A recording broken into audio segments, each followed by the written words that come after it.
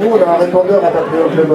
Ah, vous savez, vous pouvez nous écouter aussi sur notre site, papluo.com, www, machin, papluo.com. Et puis, il y a aussi une chaîne Radio YouTube. Voilà. Radio Papluo. Radio Papluo. Eh ben voilà. Et voilà, il s'est désigné tout seul. Évidemment, c'est le magnifique FX pour ça. Bonsoir. Chronique. Bonjour à tous. Que la vie est belle et l'essence est chère. Vive la crise et les assiettes vides. Attendez, désolé. Ouais. Ah non, c'est la micro-émission ça. Excusez-moi, à chaque fois c'est pareil. Dès que bourgeonnent sur les panneaux municipaux les affiches annonçant l'avènement imminent d'élections quelconques, je commence à faire une réaction allergique. Non, c'est bien simple.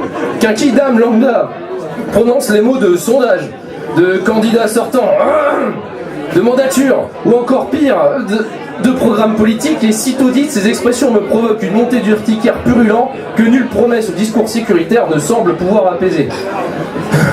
D'ailleurs, rien que vous parler de tout ce bordel, je suis à deux doigts de faire une crise de marasme.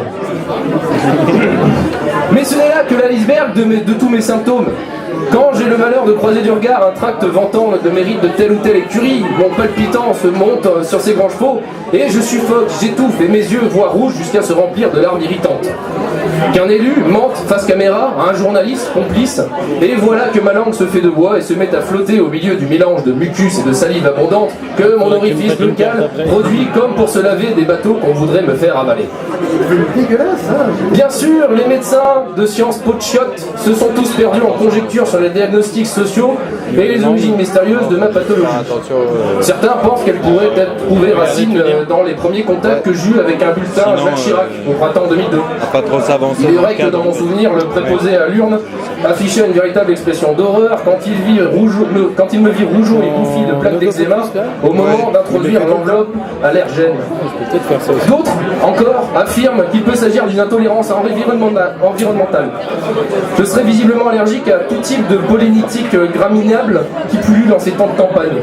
Enfin, les plus audacieux de ces experts suggèrent une sensibilité radicale à un unique acarien qui se serait lové durant une période de 5 ans au sein de mon système immunitaire, sans que ce dernier ne puisse être inquiété par quelques médications judicieuses. Ils appellent ça une sarcosite aiguë, et elle ne se soignerait qu'à grands coups des gouttes dans le nez, prodiguées par le docteur Buisson.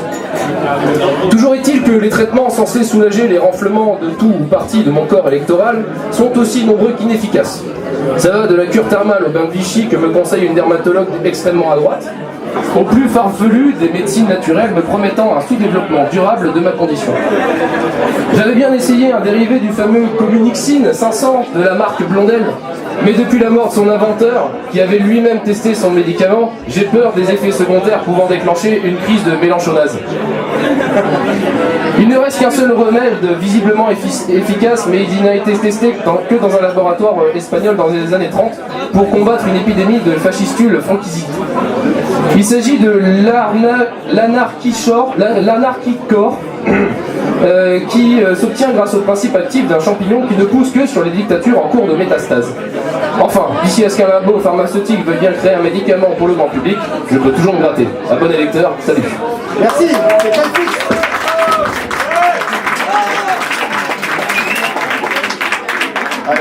Voilà, alors tout le monde.